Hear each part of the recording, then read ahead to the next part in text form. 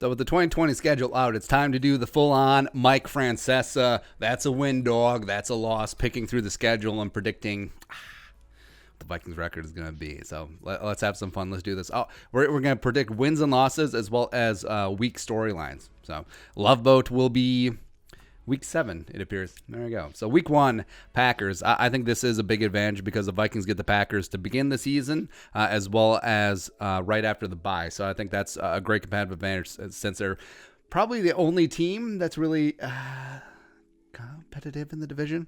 Not saying, I'm just saying. So it's gonna. So Packers at home, US Bank Stadium. Everything's gonna be raucous. Although it will be weird. We'll see what happens if crowds are allowed or if it's sparse crowds. I mean, the Chargers will know what's up. So I don't know. Either way, you have the corpse of Aaron Rodgers feuding with the 12-year-old boy. I don't think it's going to pan out very well for them. So I think this is a relatively easy win. 1-0 for the Minnesota Vikings. I say Vikings win 27-16. 27-16, the Vikings completely shut down the 12-year-old boy and Aaron Rodgers. Next up, Week 2. Oh, also they shut down A.J. Dillon, which is just peachy keen. Jordan Love just watching from the sideline. No big deal. Week 2, Vikings at Indianapolis. Now, we said earlier that it could be really, really big because you have Phillip Rivers learning a new offense. Yeah, he's a rugged veteran, but I think that offense, especially with rookie Michael Pittman, it could take a while to really get in sync and simpatico. So it's nice. I mean, Indianapolis does have a pretty good home crowd as well at the Drum. So it could be impacted by the crowds, but I think the Vikings go down there, and I think that they just take care of business. I think that running game really leads the way. I think Darius Leonard is handled face as well as Kirk Cousins off of play action. Just dropping dimes on Xavier Rhodes. That's right. Rhodes open right through the heart of Indianapolis. Vikings go 2-0. So we could do the full-on 19-0 IMO. I mean, we could just get this out of the way now, but no. We'll try to play according to Hoyle and just try and call it as it is. Week 3.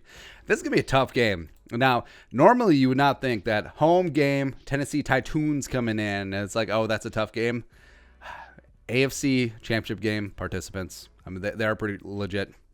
Like we said in the previous video, I respect teams that know who they are, and Mike Vrabel wants to run the piss out of the ball. So Mike Vrabel and Mike Zimmer, it's going to be like the Spider-Man pointing meme in this game. Like both teams are going to run for like 5,000 yards in this game, and nary shall there be a mistake by the quarterback because they'll each throw like 3 passes. But Tannehill versus Cousins, Derrick Henry versus Dalvin Cook.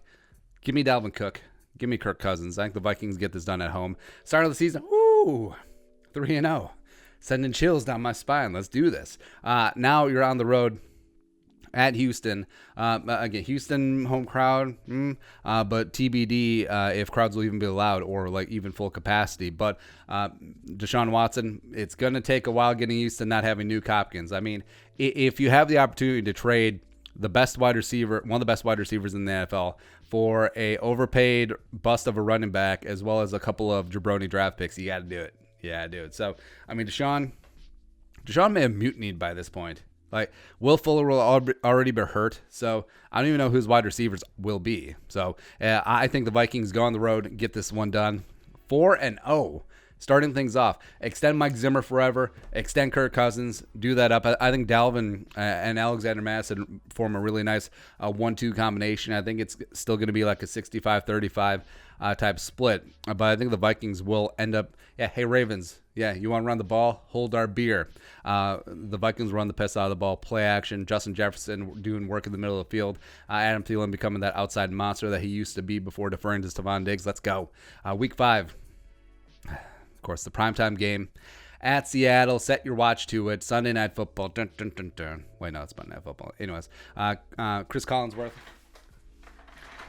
Now, here are the Minnesota Vikings. They're 4-0, Chris, and and they all have perfect PFF scores except for Pat Elflein, who's still starting at left guard for some godforsaken reason. But I actually do predict that Ezra Cleveland will somehow, by week 5, be worked into the starting lineup. But Seahawks, I think they're going to be firmly in the playoff hunt. I think they'll be vying for the NFC West as they always are. They're always tough.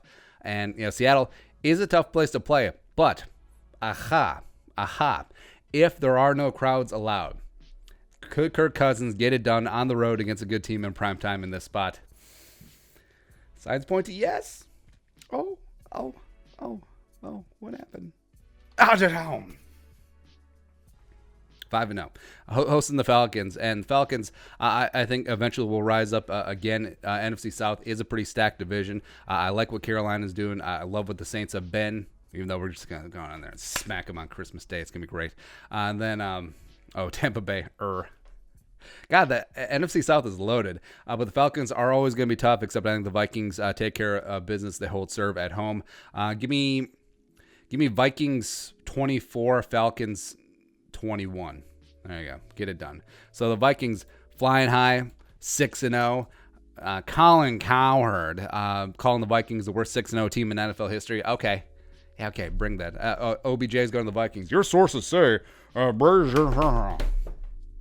still kind of annoyed by that. What's Moose got to say about the schedule release? I don't believe this is the actual schedule until Moose confirms for a second and future fifth. Anyways, into the bye week. There you go, 6-0. Ooh.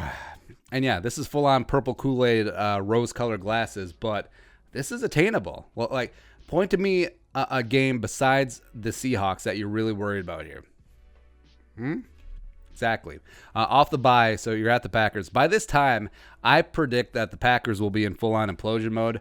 Aaron Rodgers won't even be talking to the 12-year-old boy. It'll already be a schism in the locker room and the fan base. Well, not really too much of a schism because, I mean, the fan base will all go with Rodgers because they're jabronis. Yeah. So I think that the Vikings go in and just lay waste. Like, we're going to need more wax in this game. Give me a Vikings 47, Packers 13, and they get the 13 in cleanup mode. I'm going to need to clean up on aisle 5. 7-0. 7-0. Stretch of 3 division games. So you host the Lions at home week 9, where the Lions always seem to play the Vikings tough at home, even though Matthew Stafford gets sacked 1,700 times by Danielle Hunter, and I think that happens again. I think this game, the Lions just get worked. They absolutely just get wrecked. And give me Danielle Hunter, 4 sacks en route to the sack crown, 19.5 sacks, leading the NFL. Give me Vikings 32. It's weird numbers, I know. Vikings 32, Lions 21. No, Lions 20. There you go. 8-0. Oh my goodness. Here we go. Bears. Da Bears. All right. Nick Foles may be hurt already at this time. Maybe Mitchell Trubisky-Ponders is getting it done again. Actually, who is their third-string quarterback?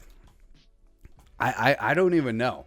But my prediction is, here's what's going to happen. So Monday Night Football primetime, it'll be, Kirk Cousins' record on primetime, Mike Zimmer's record on primetime on the road. Blah, blah, blah. It would be all that ad nauseum, right?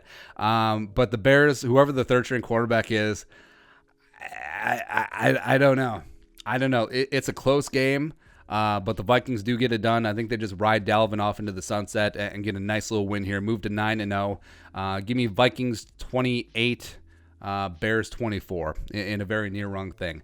Next up, so 9-0. Dallas Cowboys, America's game of the week. Also, some of these games might be flexed a little bit later on. So, America's game of the week. Cowboys coming in. They're leading the NFC East. They're 6-3, whatever. But the Vikings are 9-0. Cowboys, US Bank Stadium. There we go. So the Cowboys come in, try to be all big and bad, puffing out their chest. Hey, Minnesota, we got 3 deep too. We got Amari, we have CeeDee Lamb, and we have the other one. Yeah, so we're going to roll in. We're going to throw for 5,000 yards. Oh, we have Zeke too. Oh, we still have one of the best offensive lines in football. Nope, wax. Yeah, for all of the talk about your big-time offense, besides DeMarcus Lawrence, your and Van Der Esch, your defense is garbage. It's garbage. Kirk Cousins, I think, lights the world on fire. Give me Vikings 41. Give me Vikings 41, Cowboys 6. No, just kidding. 28. There you go. Get it done again. 10-0. Ooh. So now you're getting dances of sugar plums dancing in your head, and you're just like, wow, here we go. This could actually be it. 10-0, basically already wrapped up the NFC North. You got the Panthers coming in, US Bank Stadium. You have the final 7 games, either indoors or in warm weather. Nice.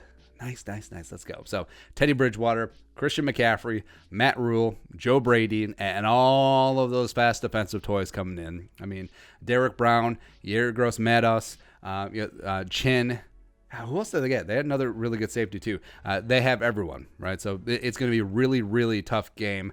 I think the Vikings do eke it out.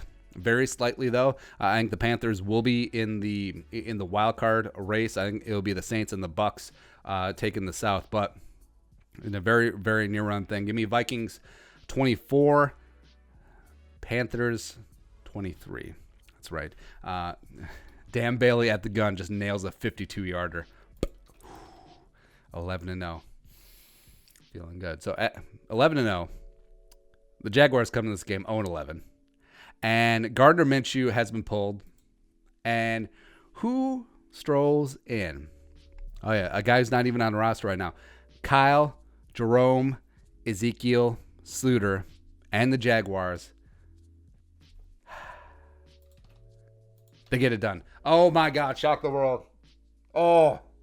The 11-0 Vikings fall at home to the 0-11 Jaguars. Kyle Jerome, Ezekiel Sluter gets his absolute star-studded revenge, chucking 15 touchdowns to DJ Chark. The Chark is coming, as well as Laviska Shenault doing insane, like Denard Robinson-esque things for the Jaguars, like we saw back in the day. So, yeah, they just come in. And the Vikings are always due for one of these games, right? You look at the Bills a couple years ago. You look at just games where the Vikings just absolutely failed to show up. This is it. Yeah, because they're already looking ahead to the Bucks, big-time showdown. The Bucks also were 10-1 and getting things done in the NFC South. But, yeah, they just overlooked the Jaguars, and Kyle Sluter just makes them pay. Hi. 14. Week 14, so 10-1. 10-1 Vikings go and take on the 10-1 Tampa Bay Buccaneers. Now, this will actually get flexed. So this one, for our exercise here, gets flexed to Sunday Night Football. So big-time game. I don't know if the Bucks can be flexed because I think they're at their maximum of 5 primetime games. So maybe this one is just kicked to that late afternoon game, which is fine. It's whatever. But Tom Brady and Gronk and Godwin and Evans and Tyler Johnson and Keshawn Vaughn and that really, really good defense as well. It's going to be a really, really tough game. I think the Vikings and Bucks coming in both at 10-1. This is for the 1 seed. And again, there's only one bye now with 7 teams in the playoffs. So this is for all the marbles. The Vikings just come up a little bit short. I think this ends up being a titanic struggle. This ends up being a 20-17 type game. Just a really tough fought, hard played, slobber knocker game. But the Vikings be like, hey, we'll be back. We'll see you Bucks in the NFC title game. We'll see you Tampa in the Super Bowl because that's where Super Bowl 54 is. Boom. Last 3 weeks of the season. So you got the Bears at home. That's a win. The Bears will already be in tank for Trevor mode. And they'll also be thanking the Vikings for giving one up to the Jaguars. I think the Bears will be roughly like 2-12 by this time. Then last 2 weeks of the year, short week, Friday, Christmas Day, Christmas afternoon game, the rare one, but it is nice because it gives the Vikings 2 extra days to get ready for the Lions. So at Saints, this is for 2-3 seed. No. So the Saints will be in the wild card conversation because I think the Bucks run away with the NFC South. But again, this will be a really tough game. But the Vikings just seem to have the Saints number as of late. It's just nice retribution. Give me Vikings 44, Saints 12. Suck it. 4 field goals. Yeah, just the corpse of Drew Brees. It's like, are we done yet? By the way, Taysom Hill is 2 months younger than Drew Brees. Fun fact. Lastly, week 17, just an absolute cleanup on aisle 5.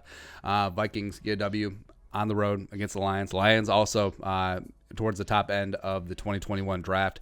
And yeah, 14-2.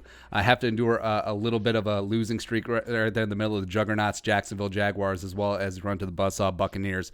And then you come into the playoffs. You're the 2 seed. You get to host a 7 seed, which is nice.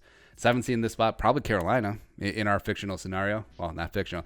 This ain't no guess. It's how it's going to be. Yeah, but I mean, just covering the regular season, 14-2. You got the Bucks in the 1 seed. Already played them close once. You get to run it back again, NFC title game for a chance to stay in Tampa. Let's go. All right, your thoughts. What prediction you have for the Vikings 2020 schedule? Let us know in the comment section below. Subscribe for daily Vikings takes. If you want to support the work, pull us up on the Venmo. It's Friday. Plus, give us a follow on social media as well. Until next time, Skol, production value.